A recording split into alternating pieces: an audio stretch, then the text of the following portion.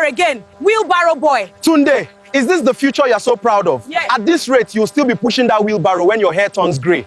Every morning, before the sun rose over Lagos, the sound of wheelbarrows echoed through the crowded streets of Mile 12 Market. Among the dozens of laborers was 24-year-old Tunde. With sweat already running down his face, he pushed heavy loads of yams, rice, cement, and vegetables from one end of the market to the other. People laughed whenever they saw him. "See, wheelbarrow boy, is this the kind of future you are proud of? You'll push that wheelbarrow until you're an old man." Even some traders mocked him. Customers avoided him because they believed anyone doing such a job had no future. Tunde never replied. He simply smiled, collected his payment, and kept walking. But there was something strange about him. Every evening, after everyone had gone home, Tunde would quietly disappear into an abandoned warehouse near the Apapa waterfront. Nobody knew what he was doing there. People assumed he was hiding stolen goods or working with dangerous gangs. The rumors spread quickly.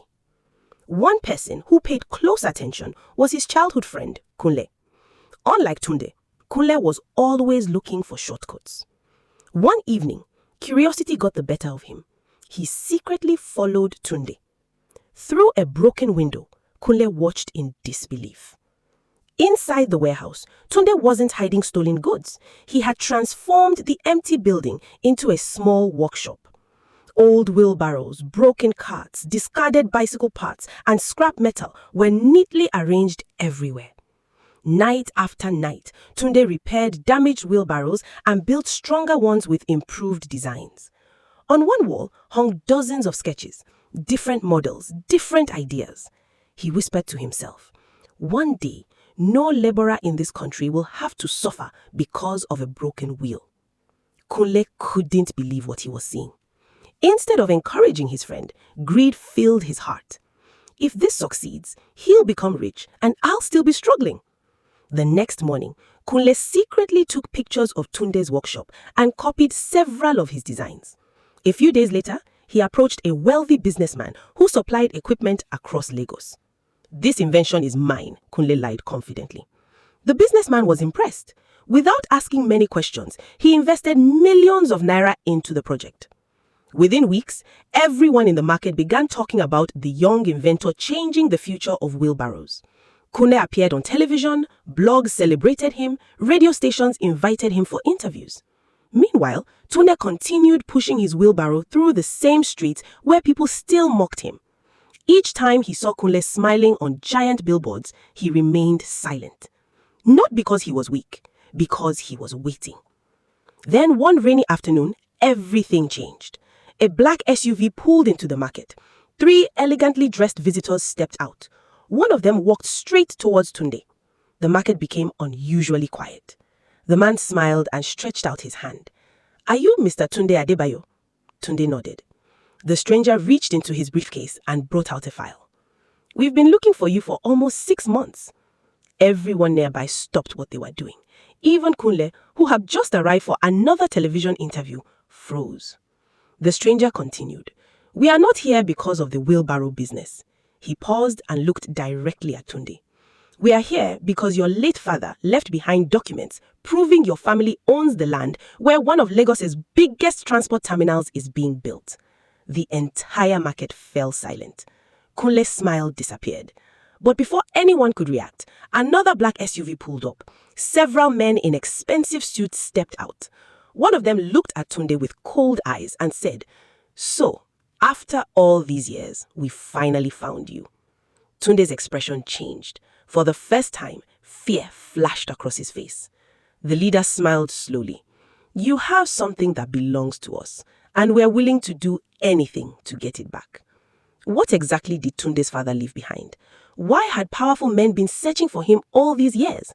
And would Kunle finally pay the price for stealing his best friend's dream? Wait, are you saying Tunde owns land worth billions? The same wheelbarrow boy we've been laughing at every day. The entire market stood frozen. Nobody could believe what they had just heard. Tunde, the same young man they mocked every day, was the rightful heir to a piece of land worth billions of naira.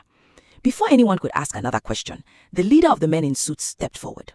"You have something your father hid before he died," he said coldly. Tunde frowned.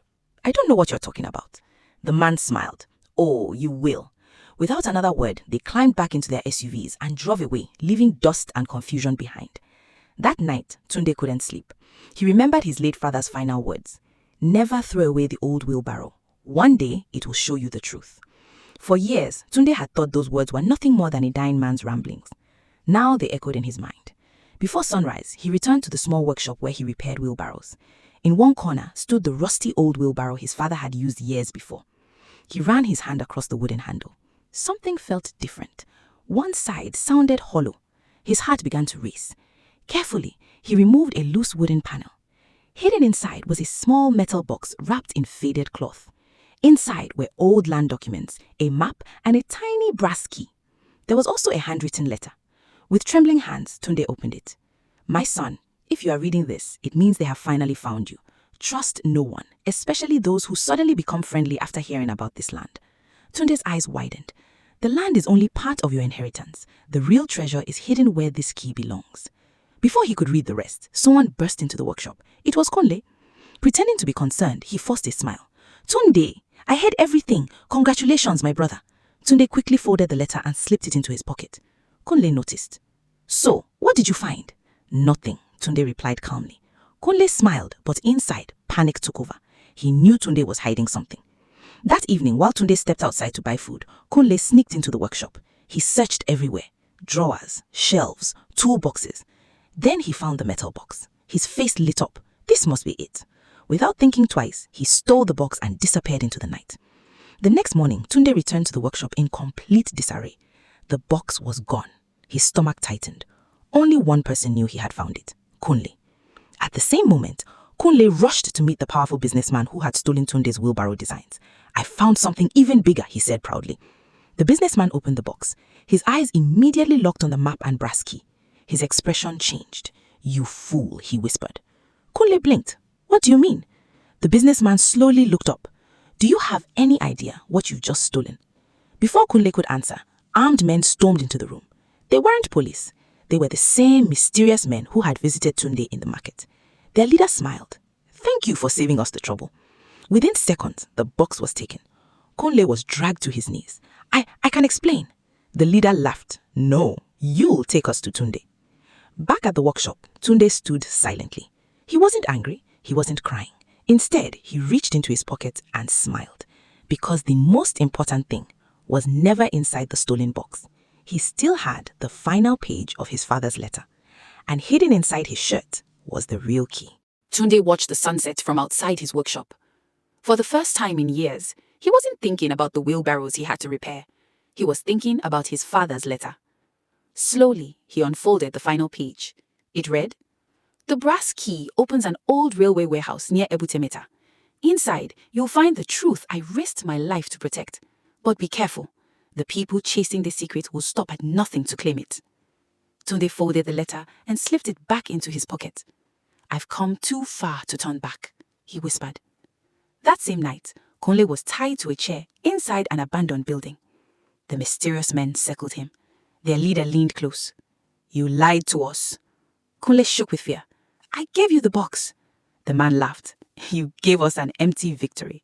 The real key is still with Tunde. Kunle's face turned pale. He had betrayed his best friend for nothing. The leader untied him and tossed him a car key. Bring Tunde to us, or you'll disappear before sunrise. Kunle swallowed hard. He had no choice. The following morning, Kunle arrived at the market pretending nothing had happened. Tunde, he said with a weak smile, I'm sorry for everything. Can we start over? Tunde looked at him quietly. For a long moment, he said nothing. Then he smiled. Of course. Kunle sighed in relief. He thought Tunde had believed him. What he didn't know was that one of the market traders had seen him sneaking into the workshop the night the box disappeared. Tunde already knew the truth.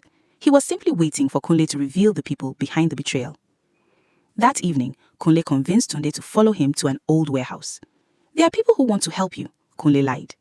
As soon as they entered, the metal doors slammed shut. The mysterious men stepped out of the shadows. Their leader clapped slowly. Welcome, Tunde.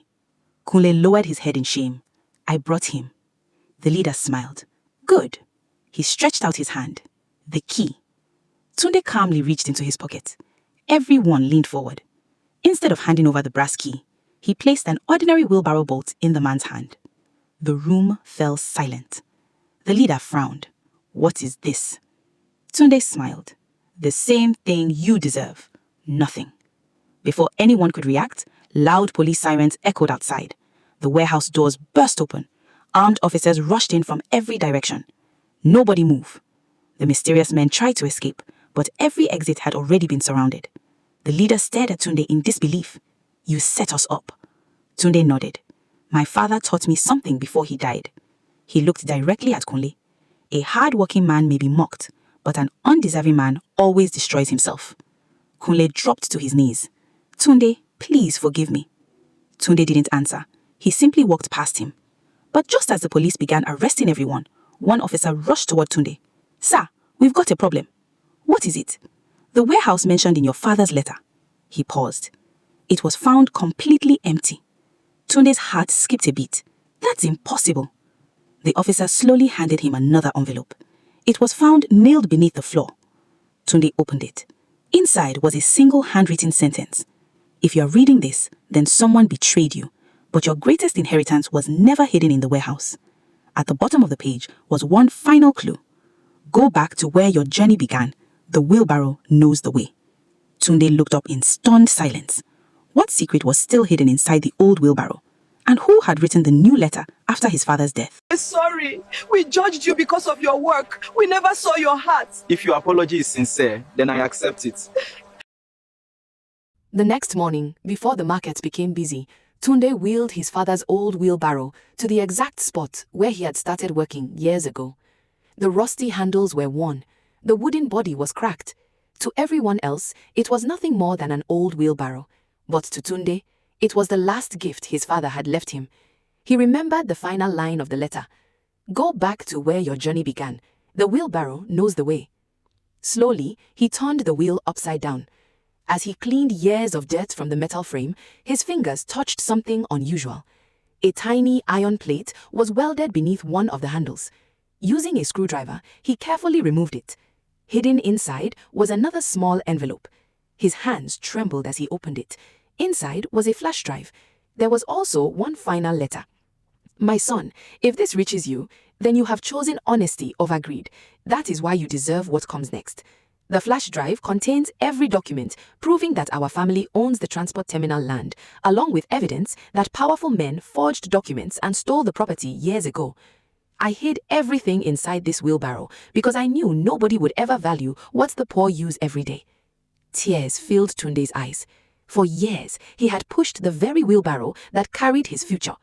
Within days, the evidence was handed over to the authorities. The forged documents were exposed. The corrupt businessman and his partners were arrested. Their stolen wealth was confiscated. Kunle was also charged for fraud and theft. Standing before the judge, he lowered his head in shame. I betrayed the only friend who never stopped believing in me. After serving his sentence, Kunle returned to the market a broken man. He expected Tunde to reject him forever. Instead, Tunde walked toward him with a gentle smile. I can't forget what you did. Kunle nodded silently. But if I hold on to hatred forever, I'll become just like the people who tried to destroy me. Kunle burst into tears. I'm sorry. I know, Tunde replied. This is your second chance. Don't waste it. Months later, the same market where people once mocked Tunde was filled with celebration. A grand factory stood proudly on the edge of Lagos. Its name read Tunde Industries. The company produced affordable wheelbarrows, carts, and market equipment designed especially for hard-working laborers. Hundreds of young people who once struggled to find work now had good-paying jobs. Every employee received fair wages, free healthcare, and opportunities to learn new skills. On the factory wall hung a simple message: never laugh at honest work. Today's laborer may become tomorrow's leader. One afternoon, the elderly women who used to mock Tunde approached him with tears in their eyes. We are sorry. We judged you because of your work. We never saw your heart. Tunde smiled warmly. If your apology is sincere, then I accept it. The women couldn't hold back their tears. The entire market erupted in applause. The same voices that once shouted, Wheelbarrow Boy, now proudly chanted, Chairman Tunde. As the cheers filled the air, Tunde quietly rolled his father's old wheelbarrow into a special corner of the factory. He refused to throw it away. Whenever visitors asked why he kept such an old rusty wheelbarrow, he simply smiled and said, "This wheelbarrow didn't just carry heavy loads, it carried my dreams, and it reminded me that no honest job is ever too small." The crowd gave him a standing ovation. From that day on, no one in the market laughed at people doing humble work again. Instead, they taught their children Tunde's story, because they had learned a lesson they would never forget. Never mock someone because of where they are today. Hard work, patience, and integrity have a way of surprising the world.